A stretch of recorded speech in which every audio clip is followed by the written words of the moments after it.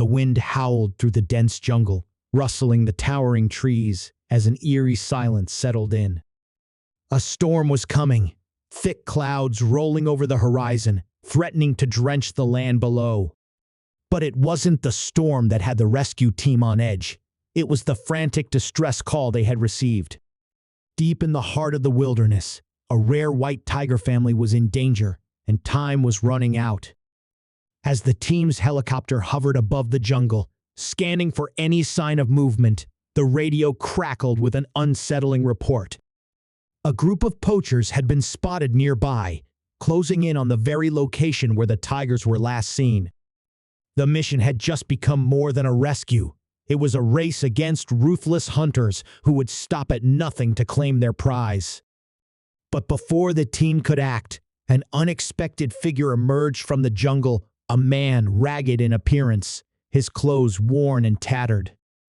He stepped into the clearing, his piercing gaze scanning the strangers before him. The rescue team exchanged glances. Who was he? A lost traveler? A desperate soul seeking help? The lead rescuer, wary but composed, stepped forward. "Are you lost?" The man chuckled, the sound low and knowing. "No," he said simply, "but you are." His voice carried a weight, something unspoken yet undeniable. The team hesitated.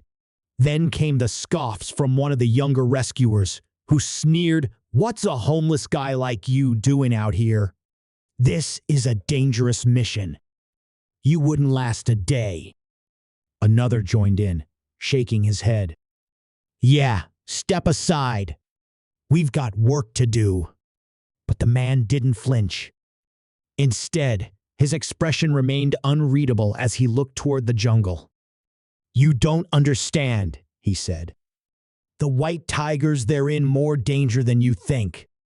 The words sent a chill through the air. "Wait, how do you know about the tigers?" the lead rescuer asked, his voice sharpening. The man turned his gaze back to the team, the flicker of a hidden truth in his eyes.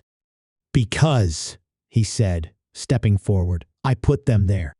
The group stiffened.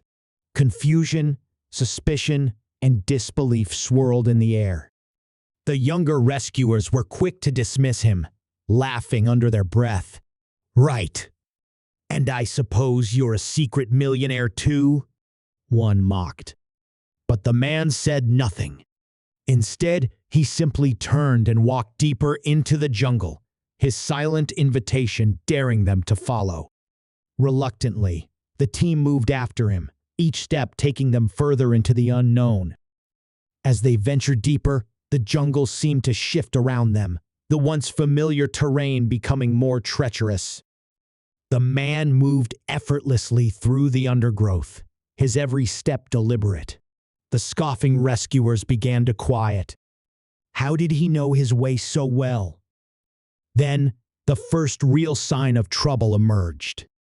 A footprint large, unmistakably feline, but paired with a streak of blood across the damp soil. The team's leader crouched, touching the crimson stain. "Fresh," he murmured. "They're close."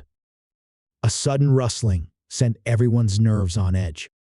Weapons were raised, but the man lifted a hand, signaling for silence. Slowly, he pointed ahead, and then they saw it. A hidden clearing, nearly undetectable, nestled between the massive roots of ancient trees. There, a mother white tiger lay, her breathing labored, her body weak. Two cubs huddled beside her, their wide eyes filled with fear. And circling them, closing in like shadows, were the poachers. The team barely had time to react before the man spoke again, his voice deadly calm. "Stay quiet. Let me handle this." The rescuers hesitated.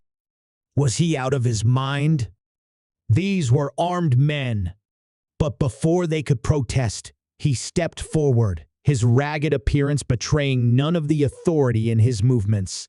The poachers turned, sneering as they saw him approach. "You again?" one of them spat. "Didn't expect to see you back here." The team's confusion deepened. "Again?" The man simply tilted his head. "You shouldn't be here," he said. "Walk away." Laughter erupted. "Or what?"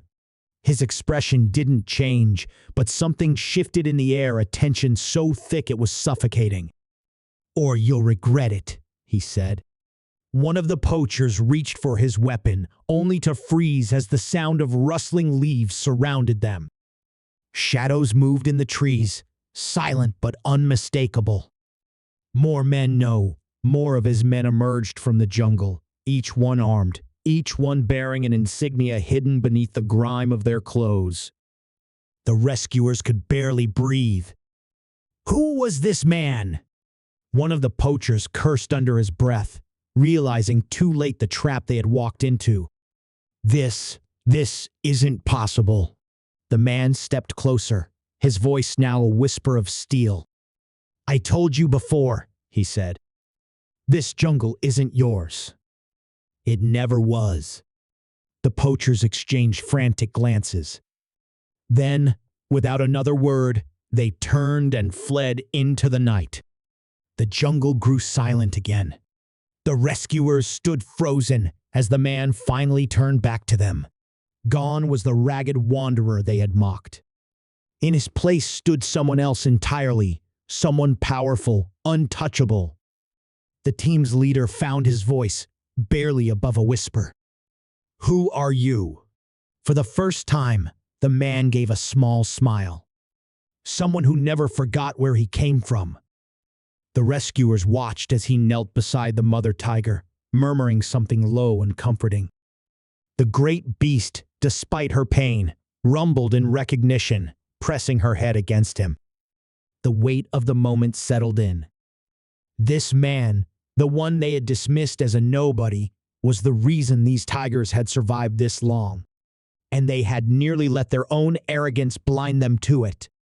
As the team prepared to transport the tiger family to safety, the man turned one last time to the jungle, his expression unreadable. "Tell me something," the leader finally asked. "Why stay hidden all this time?" The man glanced back, his voice distant. "Because the richest treasures," he said, "are the ones no one ever sees." And with that, he disappeared into the shadows of the jungle, leaving behind only questions, secrets, and the lingering weight of a story that would never be fully told.